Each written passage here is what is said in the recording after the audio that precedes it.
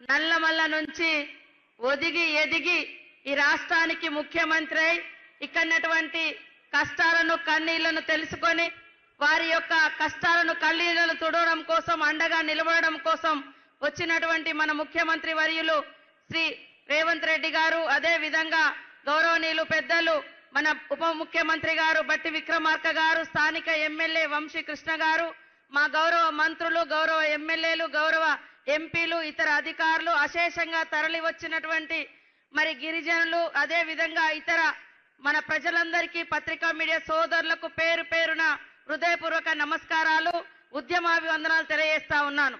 ఈరోజు అణగారిన వర్గాలన్నా మరి సమాజానికి దూరంగా ఉండేటువంటి ప్రాంతాలన్నా ఆ ప్రాంతాల ప్రజలను అభివృద్ధి చేయాలి.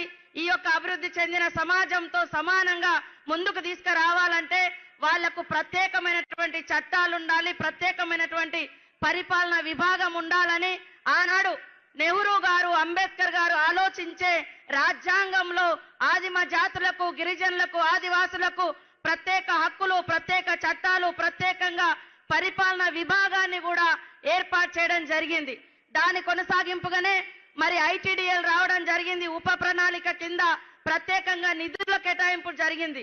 భూ సంరక్షణ చట్టాలు వచ్చినాయి.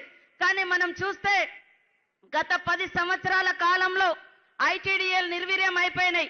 ఐటీడీఎల్ అంటే కలెక్టర్ తో ఈక్వల్ గా గిరిజన ప్రాంతాలలో పరిపాలించేది.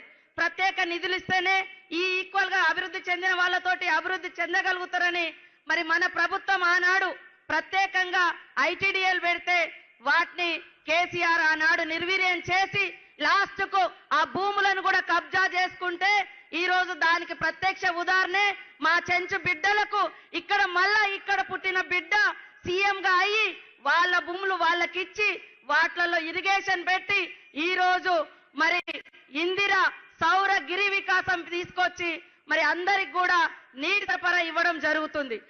అదే కాకుండా ఆనాడు సోనియమ్మ నాయకత్వంలో మరి వైఎస్ఆర్ గారు కూడా పెద్ద ఎత్తున పోడు భూములు పంచడం జరిగింది. మరి ఆ పోడు భూములు బీడు భూములుగా ఉండకూడదు అనే లక్ష్యంతో ఈ రోజు సౌర విద్యుత్ ద్వారా ఎక్కడికక్కడ పాడి పంటలు పండించుకోవాలనే ఉద్దేశంతో ఉప ముఖ్యమంత్రి గారు, సీఎం గారు ఇద్దరు ఆలోచించి ఈ యొక్క గొప్ప ప్రణాళికను తీసుకొచ్చినందుకు వారికి ప్రత్యేక ధన్యవాదాలు తెలియజేస్తాను.